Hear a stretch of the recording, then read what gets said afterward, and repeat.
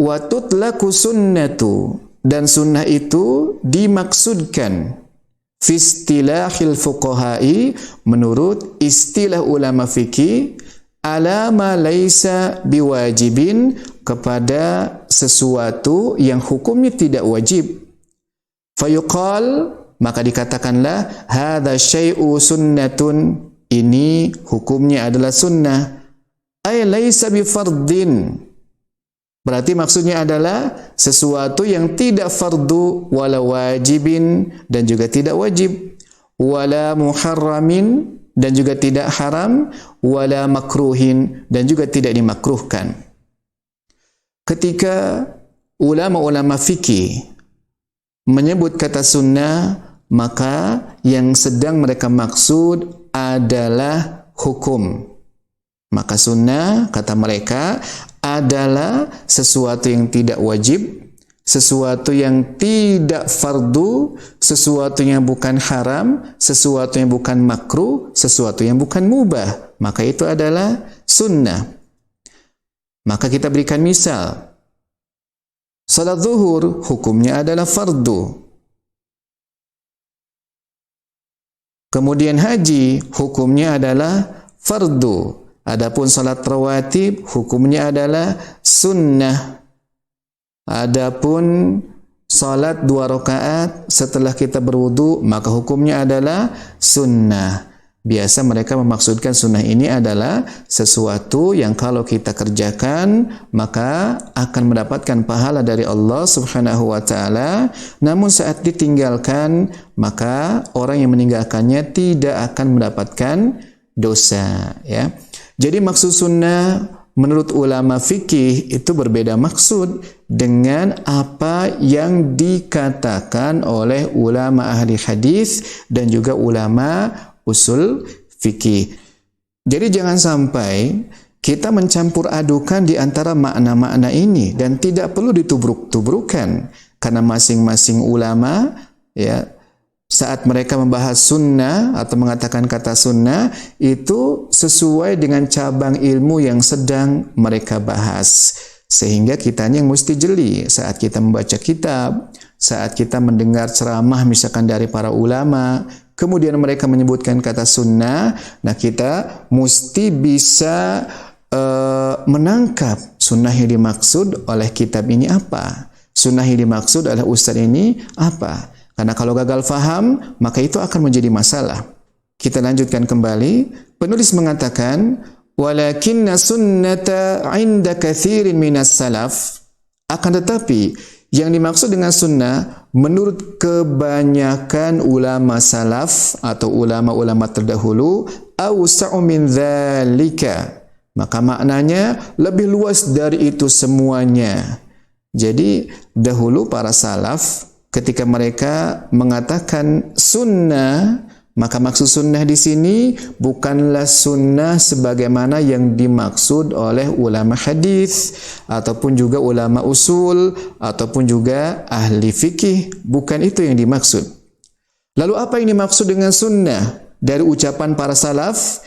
Idh yu'nuna bi sunnati ma'nan awsa'u min ma'naha 'indal muhadditsin wa indal usuliyin wa indal fuqaha'i.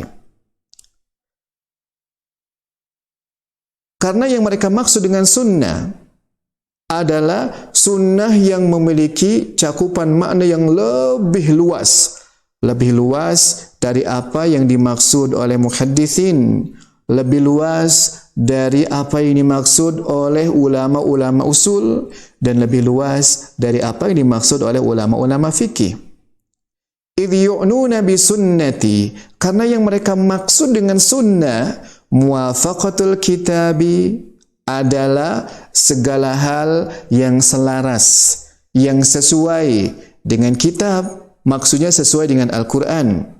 Wa sunnati Rasulullah sallallahu alaihi wasallam, dan yang dimaksud dengan sunnah adalah segala hal yang sesuai dengan ajaran Rasulullah sallallahu alaihi wasallam wa ashabihi, dan juga sesuai dengan ajaran para sahabat radhiyallahu anhum, sawa'an fi umuri li'tiqadati, sama saja baik ajaran ini berkaitan dengan i'tiqad, akidah, keyakinan, awil ibadat, atau berkaitan dengan ibadah seperti tentang salat, zakat, saum, haji dan yang lainnya, wa yuqabiluha al-bid'atu. Maka jika sunnah dimaknai seperti ini, maka kebalikan dari sunnah ini adalah al-bid'ah, ya. Jadi sunnah lawannya adalah bid'ah.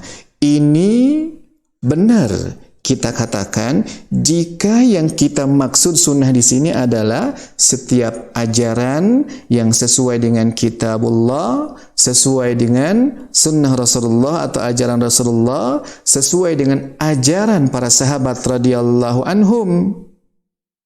Maka apa yang berkaitan dengan agama atau dinisbatkan kepada agama namun ternyata tidak sesuai dengan Al-Quran, tidak sesuai dengan ajaran Nabi, tidak sesuai dengan ajaran para sahabat radhiyallahu anhum, baik itu adalah akidah ataupun itu adalah ibadah, maka ini tidak dikatakan sebagai sunnah, ini adalah bid'ah. Ya, adapun kalau yang dimaksud dengan sunnah adalah perkara yang kalau dikerjakan mendapatkan pahala, jika ditinggalkan maka tidak mendapatkan dosa, maka kebalikannya bukan bid'ah, tapi kebalikannya adalah wajib. Ya, atau misalkan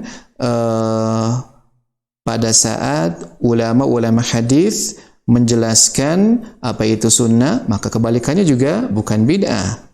Dan juga ulama usul fikih saat mereka menyebutkan tentang hadis, saat mereka menyebutkan tentang makna sunnah, maka bukanlah sunnah yang kebalikannya adalah bid'ah.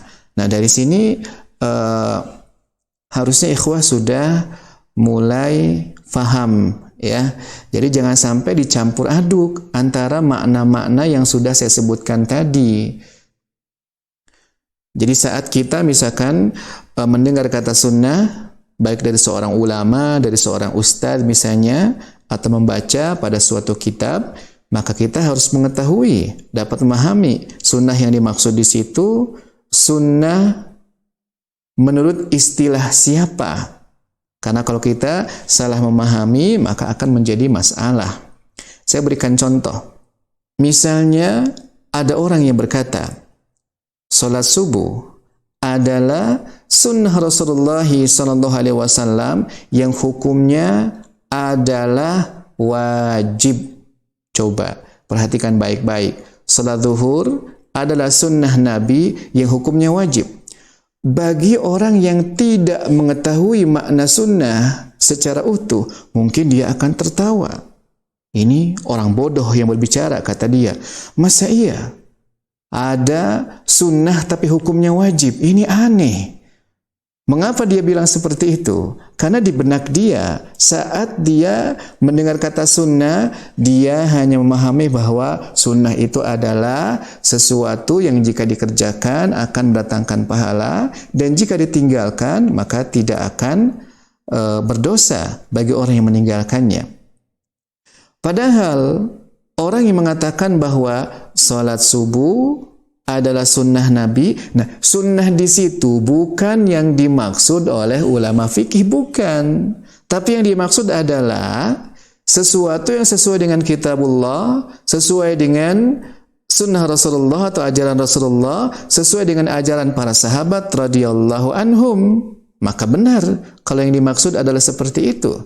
Ya, salat subuh sesuai dengan tuntunan Al-Quran, sesuai dengan ajaran Nabi, sesuai dengan ajaran para sahabat radhiyallahu anhum.